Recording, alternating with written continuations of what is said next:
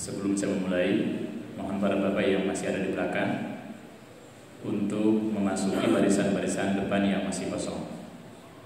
Silakan Pak, disempurnakan barisan pertamanya, kedua, seterusnya dan seterusnya, agar jamaah yang baru masuk tidak melangkahi para jamaah yang sudah ada lebih awal. Terima kasih. Assalamualaikum warahmatullahi wabarakatuh.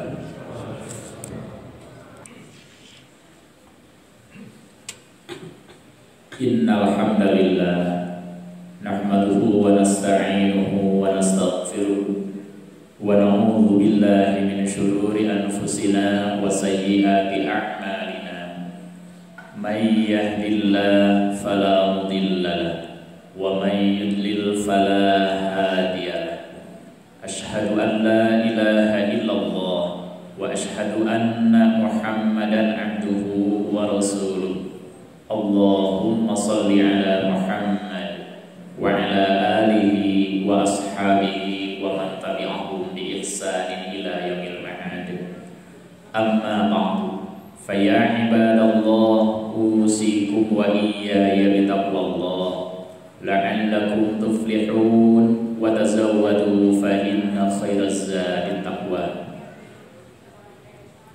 Para tamu undangan Allah, jamaah sholat Jumat yang Allah muliakan, hari ini kita memasuki hari yang ke-22 Sya'ban 1443 Hijriah, 25 Maret 2022. Paling telat sejak detik ini, melalui mimbar yang mulia ini, khatib mengingatkan dirinya sendiri, mengingatkan keluarganya dan seluruh jamaah.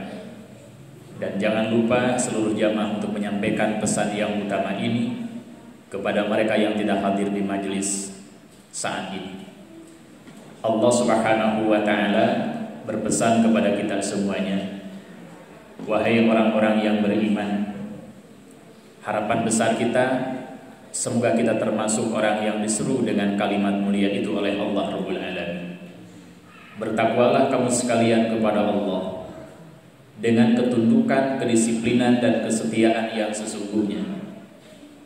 Ayya ayyuhalladzina amanu taqullaha haqqa tuqatih wa la tamutunna illa wa antum muslimun. Dan janganlah kalian merasa aman pulang dari kampung dunia menuju kampung akhirat kecuali kalian sudah benar-benar memastikan atas dasar tauhid yang diwujudkan dengan amal soleh sebagai manusia yang tunduk berserah diri kepadanya, dalam arti muslim yang taslim dengan setaslim-taslimnya. Inilah wasiat khatib menjelang beberapa saat lagi memasuki Ramadan. Ramadan itu harus diyakini oleh kita semuanya sebagai waktu yang sudah Allah setting secara otomatis. Habis detik ini ada detik berikutnya. Menit sekarang berganti dengan menit yang akan datang. Demikian juga jam, hari, pekan, bulan, tahun, dan seterusnya. Tidak ada bedanya dengan Ramadan. Ramadan itu pasti terjadi, ditunggu ataupun tidak. Kita semuanya menyatakan siap berRamadan dengan sebaik-baiknya, atau justru kita malah berpikir bahwa kita sudah mulai stres sejak saat ini gara-gara menghadapi Ramadan. Ramadan itu pasti tiba, tetapi yang harus diyakini oleh kita semuanya adalah bahwa kita tidak ada jaminan masih bisa diizinkan oleh Allah untuk hidup di awal Ramadan tahun ini sekalipun. Apalagi sampai melewati Idul Fitri, Idul Adha, bahkan mungkin yang sudah persiapan beribadat haji. Masa beribadat haji itu pasti tibanya, akan tetapi setiap orang tidak diberi jaminan dengan sebuah kepastian. Ibarat beraninya seorang dukun memastikan sesuatu yang gaib. Bagi kita harus iman kepada perkara yang gaib. Akan tetapi tidak boleh kita mencam-mencam mendahului Allah Rabbul Alamin.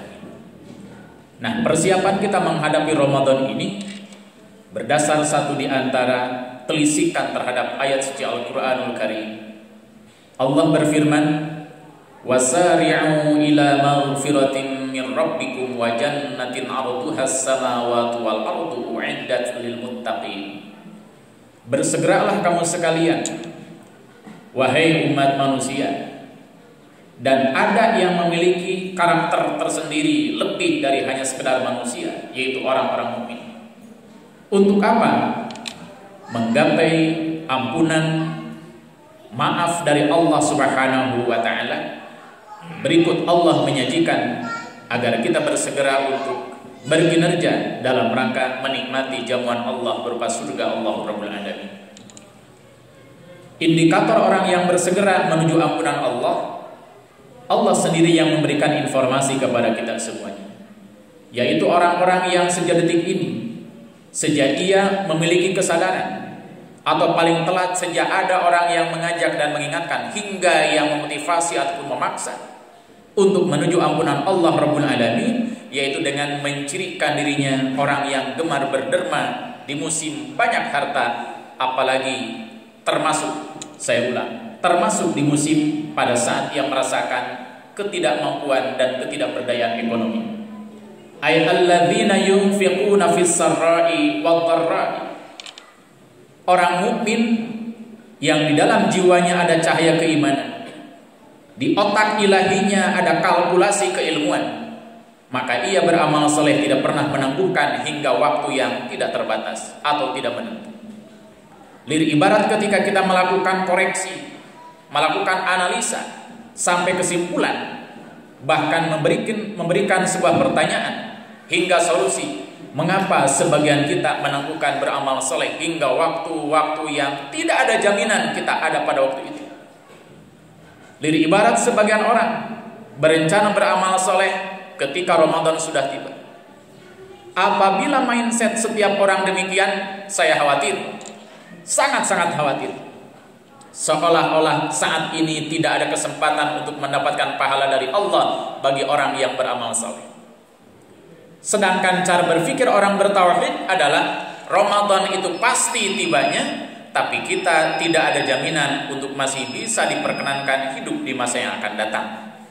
Dan apalagi Ramadan itu tinggal 8 hari lagi, masih 8 hari lagi, itu lumayan lama. Sedangkan maut itu tidak pernah ada kompromi. Apakah kita minta pada Jumatan hari ini, atau minta ditangguhkan habis sholat asar saja, atau ingin segera sejak saat ini mumpung sedang menyimak khutbah Jumat dan walaupun melaksanakan sholat Jumat belum dilaksanakan, maka kematian tidak bisa dipesan dan tidak bisa kompromi dengan pencabut arwah kita semuanya. Inilah landasan berpikir kita berdasar acuan dari Al-Quranul Karim, bahwa beramal saleh itu harus bersegera. Mau berinfak, urusan hartanya dalam bentuk apapun, nominalnya berapapun, itu urusan masing-masing. Yang jelas jangan sampai kita berinfak dengan harta yang bermasalah. Ada harta banyak tapi hasil mencuri, ada harta banyak hasil usaha yang bermasalah menurut agama, hasil pedukunan, itu bermasalah kompensasinya. Gajinya, penyecepnya bermasalah. Mengapa? Ia melakukan profesi di luar yang direkomendasikan oleh Allah Rabbul Alamin, dan itu merebut hak Allah Subhanahu wa ta'ala. Silakan nanti ditelisik pada Al-Quran surah Luqman atau surah 31 ayat 34, bahwa orang yang berprofesi sebagai dukun paranormal itu hakikatnya merebut hak prerogatif Allah Subhanahu wa ta'ala. Apalagi sampai saat ini kita menyimak ada beberapa informasi, walaupun saya menyimak hanya sepotong, tapi intinya sudah bisa ditangkap.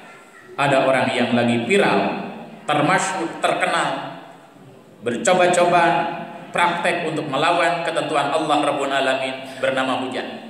Allah sudah mengatakan dalam Al-Quran, urusan hujan itu mutlak urusan Allah Subhanahu wa ta'ala. Diilustrasikan, dideskripsikan oleh seorang musisi, mendung tak berarti hujan. Benar, ada awan mendung tebal sekali, tapi hujan kok tidak turun. Ada juga satu suasana kondisi yang cerah, ngentrang-ngentring tengah ereng-ereng, tiba-tiba turun hujan. Itu bagian dari hak Allah Subhanahu wa ta'ala. Jangan coba-coba umat Islam masuk pada wilayah pedukunan yang demikian, baik sebagai profesionalnya, demikian juga sebagai orang yang dalam tanda petik penggemar, sponsor, dan lain sebagainya. Karena itu wilayah Allah. BMKG hanya sekedar memprediksi, di bawah prediksi, namanya juga prakiraan. Tidak pernah BMKG memberitakan dalam berita apapun juga mereka memastikan, hanya sekedar perakiraan berdasar rumus sains dan teknologi. Sedangkan rumus pendukunan ini berani-beraninya, dan itu bisa dipermalukan oleh karakternya yang tidak mau merapat dengan aturan Allah Rabbul Alamin. Memastikan kepada orang yang punya hajat, punya kebutuhan, tidak pernah akan hujan. Mungkin juga berdasarkan pengalaman, ternyata oleh Allah dijebak dur hujan. Apa yang terasa? Mungkin yang bersangkutan merasa doanya siap dan lain sebagainya, padahal tidak sadar itu adalah hak Allah yang dirampas gara-gara keawamannya. Hadirin yang Allah muliakan, itulah pentingnya ketauhidan. Demikian juga dalam menghadapi Ramadan. Orang itu bisa berinfak bukan karena hartanya, tapi karena ketauhidannya. Karena ketika orang hanya sekedar bertengger dengan kekayaannya tanpa ketauhidannya, dipastikan dia akan terus-menerus berkalkulasi sisa. Punya uang 1.000 rupiah, dikeluarkan 100 rupiah, yang dihitung adalah hanya 900 rupiah. Yang ada di memorinya, apalagi memori otak yang di kepalanya, yang diingat hanyalah sisa. Saya tadi ada uang di dompet atau di saku 1.000, dikeluarkan 100, tinggal 900. Punya harta beras 10 liter, dikeluarkan 1 cangkir atau 1 gelas, sisanya 9 liter, 3/4 gelas lagi. Orang yang berharta hanya dengan kalkulator harta, kalkulator material, dan hitung-hitungan sisa, maka tidak pernah akan lebih dari itu kalkulasinya. Sedangkan orang yang bertauhid, panduannya adalah Al-Quran, dimanapun selalu Al-Quran yang memayunginya, Allah yang selalu dijadikan pengawalnya. Maka uang yang 1.000 yang saya keluarkan 100 rupiah, maka yang menjadi incaran dia, saya punya investasi dari 100 rupiah itu berdasar jaminan Al-Quran, yang 100 jika dikeluarkan atas nama Allah akan dikonversikan menjadi atau dilipat gandakan menjadi 10 kali lipat, 700 kali lipat, hingga lipatan-lipatan yang tidak terhingga. Sedangkan yang 900 entah akan dijadikan apa. Itulah gaya berpikir orang bertauhid. Sama halnya dengan kita, berhusnudzonlah, bersyukur kepada Allah. Hari ini kita semuanya bukan tanpa kesibukan, bukan tanpa rayuan dan godaan, sangat sibuk sekali dengan urusan dunia. Pedagang dengan urusan konsumennya, Gojek dengan ordernya dan lain sebagainya. Tapi begitu panggilan Allah terdengar, menghunjam ke dalam jiwanya, sadar tidak sadar, untung ataupun tidak untung, order diambil oleh orang lain ataupun tidak, saya sudah waktunya off dari kegiatan, karena itu adalah kita Allah dan kebutuhan kita masing-masing kepada Allah Subhanahu wa Ta'ala. Makanya bersyukur sekali lagi, siapapun di antara kita dan kita semuanya yang masih bisa sholat subuh di masjid walaupun kurang teman, sholat subuh di masjid walaupun terasa dingin, tetap saja merangkak menuju masjid. Jangan sampai banyak perhitungan. Kenapa tidak sholat di masjid? Tidak ada teman. Kenapa tidak sholat di masjid? Poin dan lain sebagainya. Kenapa tidak sholat di masjid? Wegah dan lain-lain. Coba kita perhitungkan.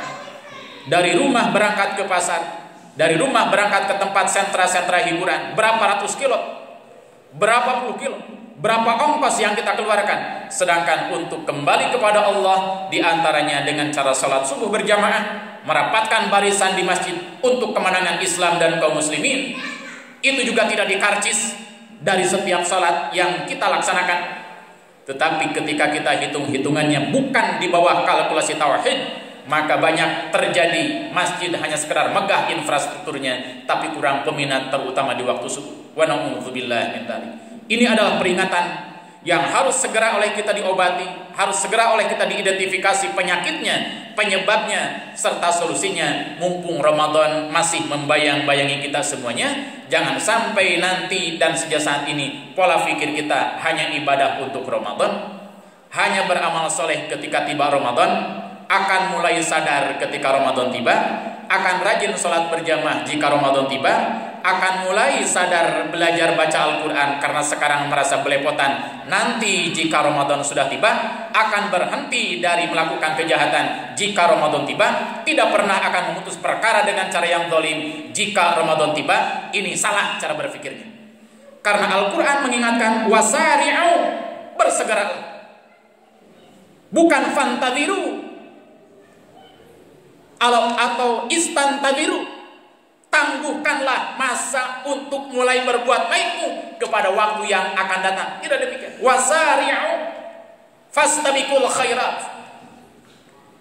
Hadirin yang Allah muliakan, Rasul sallallahu alaihi wasallam mengingatkan kita semuanya, jika kita berada di pagi hari dan kita sadar bisa melakukan sesuatu karya kebaikan pada saat itu, maka lakukan saat itu. Bagaimanapun juga kondisinya, kualitasnya ataupun hasilnya, jangan menunggu dan menangguhkan hingga sore hari. Jika kita sadar ada di sore hari dan mampu melakukan sesuatu karya terbaik, jangan dipagikan. Memang sangat rasional ini rumus Quran dan rumus sunnah itu, rumus langit itu. Mengapa kita berada saat ini mampu melakukan sesuatu ditangguhkan hingga zuhur, hingga asar, hingga maghrib? Boleh jadi bahkan dipastikan antara sekarang dengan maghrib banyak lagi kegiatan-kegiatan, akhirnya pada numpuk itu kegiatan, satu pun tidak dilakukan. Rasional rumus Quran itu. Hadirin yang Allah muliakan. Kemudian persiapan yang kedua menghadapi Ramadan adalah al-kadhimin al-ghaidh. Siap untuk mengendalikan emosi kita sejak saat ini, sehingga nanti tidak juga ada cara berpikir yang keliru. Kenapa tidak marah? Kan biasanya marah, kan Ramadan. Kenapa sekarang tampak sopan dan santun, ramah sekali, kan Ramadan.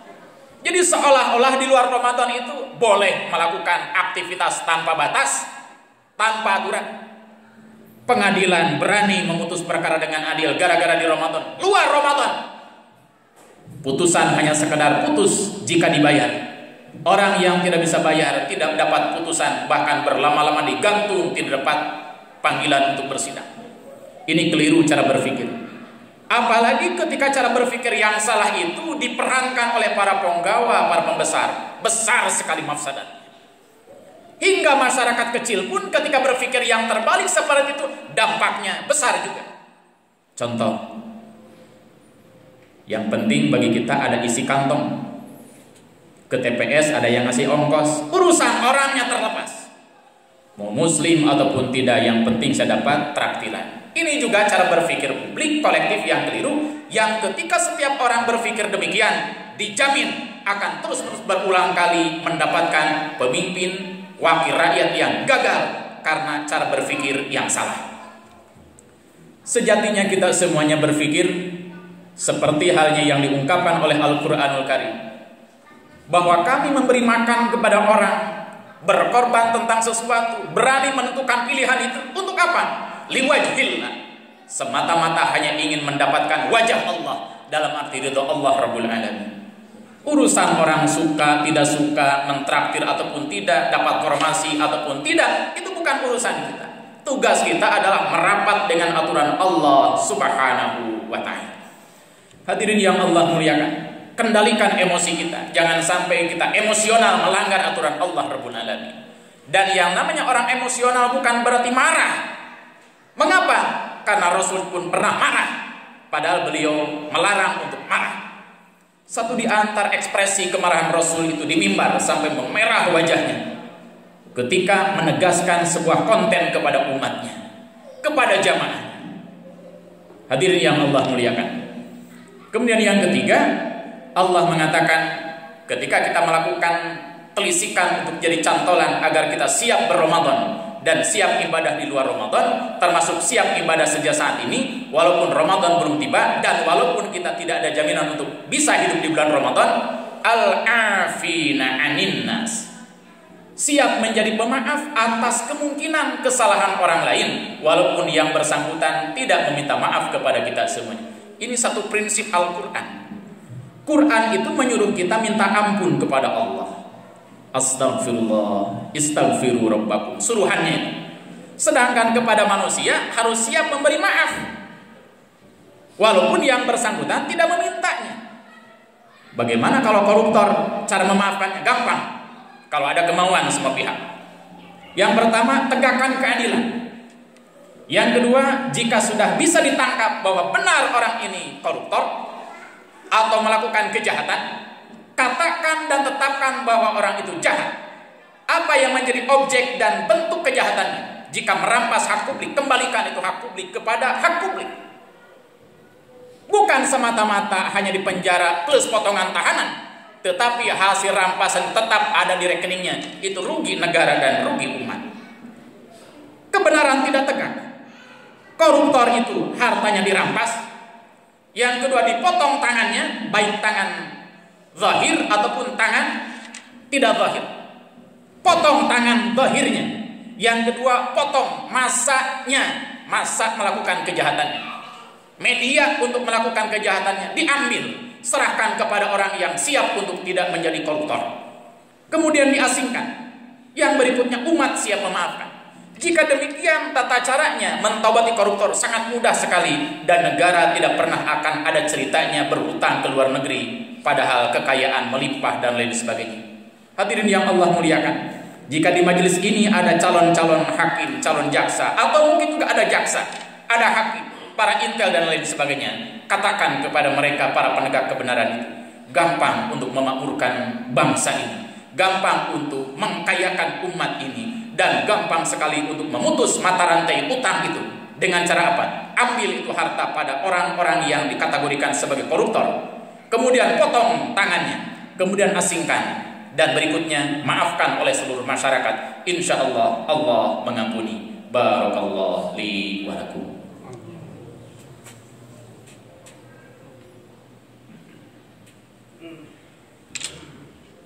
Alhamdulillah. Wasi'a rabbuna kulla syai'in ilma. 'Ala Allahi tawakkalna. Rabbana iftah bainana wa baina qaumina bil haqqi wa anta khairul fatihin. Asyhadu an la ilaha illallah al-malikul haqqul mubin wa asyhadu anna Muhammadan 'abduhu wa rasuluh shadiqul wa'dil amin. Allahumma shalli 'ala Muhammad wa 'ala alihi wa ashabihi wa man tabi'ahum bi ihsanin ila yaumiddin. Amma ba'd, faya ibadallah, usikum wa iyaya bitaqwallah, la'allakum tuflihun, wa tazawwadu fa inna khairaz zadi taqwa. Yang keempat, persiapan kita menghadapi Ramadan berbasis kajian Al-Qur'anul Karim, yaitu apabila kita semuanya melakukan kejahatan, ay wa idza fa'alu fahishatan aw zalamu anfusahum dzakarullah fastaghfiru lidzunubihim wa man yaghfiru dzunuba illallah wa lam yusirru 'ala ma fa'alu wa hum ya'lamun. Kita ini memang harus sadar selama-lamanya. Caranya agar kita sadar, tidak boleh mabuk. Karena orang mabuk itu menurut Al-Qur'an bisa disimpulkan bisa menyebabkan ketidaksadaran. Makanya Al-Quran memberikan isyarat kepada seluruh manusia tanpa kecuali, apabila kalian mabuk, jangan mendekati sholat. Padahal sholat itu harus dilakukan. Ini seperti kontraproduktif ayat. Kalian tidak boleh mendekati sholat, wala taqrabus sholata wa antum sukara. Apabila kalian dalam keadaan mabuk. Mabuknya dilarang, sholatnya diperintah. Tapi gara-gara mabuk, orang itu tidak boleh dekat-dekat dengan sholat. Ini ngajak berpikir. Artinya, sholat harus ditegakkan dalam keadaan sadar, sebelum, selama, dan pasca sholat. Sedangkan mabuk apapun juga tidak boleh dilakukan. Karena orang yang mabuk itu bisa menyebabkan ketidaksadaran. Mual beres urusan orang atau urusan perkara diserahkan kepada orang yang mabuk, akan ngaco. Adzan disamakan dengan suara yang menjijikan. Itu gambaran produk lisan dan produk pemikiran orang mabuk. Bisa dikategorikan mabuk kekuasaan, mabuk hawa nafsu, mabuk kompensasi dan lain sebagainya. Orang yang menutup aurat dianggap radikal, intoleran. Sedangkan orang yang ubil di hadapan publik itu dikategorikan sebagai orang yang ramah dengan adat dan kebiasaan. Termasuk perkawinan lintas agama dianggap sebagai sebuah hak. Perkawinan laki-laki dengan laki-laki itu harus dihargai. Perkawinan laki perempuan dengan perempuan itu harus dihormati. Sedangkan orang yang menegakkan pesan Al-Quran bahwa laki-laki dan laki-laki jika dikawinkan, lesbian, homoseks, perempuan dengan perempuan dikawinkan, lesbian, ketika ayatnya ditegakkan itu dianggap orang intoleran. Ini gambaran orang mabuk. Jadi yang memberikan judul itu adalah gambaran orang mabuk. Mengapa dia mabuk? Itu dia membawa produk konsensus, kesepakatan, baik itu di parlemen, di pojok gedung negara dan lain sebagainya, bahwa orang yang menegakkan Al-Quran harus dicap sebagai radikal, intoleran, harus dibasmi habis-habisan karena bertentangan dengan budaya lokal dan lain sebagainya. Tidak sadar ia ibarat haji umroh ke tanah suci Makkah Al-Mukarramah, bukan ke Ciwidey. Hadirin yang Allah muliakan, inilah pentingnya umat Islam membangun kualitas militansinya. Di mana sumbernya? Di Al-Quran dan As-Sunnah. Dan Quran dengan As-Sunnah tidak bertentangan dengan Pancasila. Bahkan itu menjadi ruh Pancasila. UUD 45. Kebinekaan, wilayah, demikian juga keempat konsensus pembesar bangsa itu tidak bertentangan dengan Al-Quranul Karim. Kita pun punya wilayah. Ada wilayah Masjid Ulul Albab, ada wilayah Pusdai Jawa Barat, ada wilayah Nurul Iman dan lain sebagainya. Dihargai oleh logika berpikir yang sehat. Konsensus manusia sepanjang tidak bertentangan dengan Al-Quran dan As-Sunnah itu pun dipegang oleh Mu'adz bin Jabal pada saat ia diutus oleh Rasul ke Yaman untuk menjalani misi tugas dakwah amar ma'ruf nahi munkar. Hati-hati, jangan sampai kita ikut terjebak dengan jebakan-jebakan cara berpikir yang hakikatnya mencerabut akal sadar kita dari akal ilahi menuju akal duniawi semata. Sekali lagi, jangan sampai kita masuk pada wilayah itu. Dan jika kita sampai detik ini diam, acuh tak acuh, mundur dari perjuangan, maka itulah gambaran kezaliman. Allah mengatakan, wa idza fa'alu fahishatan, jika kalian terjebak pada satu fahsya dan munkar, membiarkan kezaliman merajalela, segera berzikir kepada Allah, bertaubat kepada Allah. Cek bahasa Sunda, ulah gitu-gitu deui, taubat ti ayeuna, naon margina eta teh ngamadaratkeun diri jeung batur, pon pila lagi dirina boga kalungguhan, pangkat dan kedudukan, itu jelas akan memengaruhi kebijakan, keputusan dan lain sebagainya. Hadirin yang Allah muliakan, itulah barangkali pembekalan kita menjelang Ramadan. Jangan sampai kita salah berpikir, salah menggunakan fitrah bahwa kita sesungguhnya hanya untuk beramal soleh dimanapun kita berada. Ada siapapun, ada yang memuji ataupun yang mencaci, sepanjang kita sadar dan tidak mabuk, di sanalah media dan waktu kita untuk beramal soleh. Jangan menunggu Ramadan, tapi ketika tiba bulan Ramadan, tingkatkan amal kita mumpung masih ada di bulan Ramadan. Sama hanya dengan beribadat haji, beramal soleh jangan nunggu ibadat haji dan umroh, tapi sejak saat ini. Jika waktu haji dan jika umrohan sudah tiba, maka tunjukkan kesiapan kita untuk membersamai ibadah umroh dan haji itu dengan multi amal soleh. Demikian seterusnya dan seterusnya. Semoga Allah Subhanahu wa Ta'ala selamanya menyertai kita semuanya untuk melakukan kegiatan dalam keadaan sadar, dan kita pun sadar untuk menghindari apa yang menyebabkan kita mabuk, baik itu mabuk dengan minuman, isapan, makanan, termasuk kompensasi harta duniawi dan lain sebagainya. Karena hakikatnya orang yang mabuk itu dilarang beribadah kepada Allah. Mengapa? Karena tidak akan beres ibadahnya orang yang mabuk. Allahumma salli ala Muhammad wa ala alihi wa ashabihi ajma'in. Amin ya Allah ya mujibas sa'ilin. Alhamdulillahi rabbil alamin, hamdan yuwafi ni'amahu wa yukafi mazidah. Ya Rabbana lakal hamdu kama yanbaghi li jalali wajhikal karim wa 'azimi sultanik. Allahumma ighfir lil mu'minina wal mu'minat wal muslimina wal muslimat al ahya'i minhum wal amwat. Rabbana hab lana min azwajina wa dhurriyyatina qurrata a'yun waj'alna lil muttaqina imama. Allahumma la tusallit 'alaina bi dhunubina man la yakhafuka wa la yarhamuna. Allahumma arkhis as'arana, Allahumma ahlikidh zalimin wa tahhir wajhal ardi minhum faqad 'azumat fitnatuhum wa kabura syarruhum la yaqdiru daf'ahum illa anta.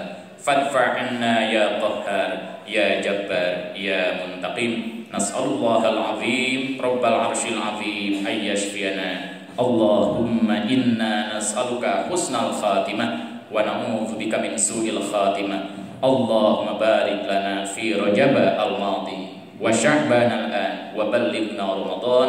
Rabbana atina fid dunya hasanah wa fil akhirati hasanah wa qina adzaban nar wa adkhilna jannata ma'al abrar ya azizu ya ghaffar ya rabbal alamin. Hasbunallahu wa ni'mal wakil, ni'mal maula wa ni'man nasir. 'Alallahi tawakkalna wa ilallahil masir. Subhana rabbika rabbil izzati amma yasifun wa salamun 'alal mursalin walhamdulillahi rabbil alamin. Ibadallah, innallaha ya'muru bil 'adli wal ihsan wa ita'i dzil qurba wa yanha 'anil fahsya'i wal munkari wal baghi ya'idzukum la'allakum tadhakkarun. Wa la dzikrullahi akbar. Astaghfirullah li wa lakum. Amin ya Allah ya rabbal alamin.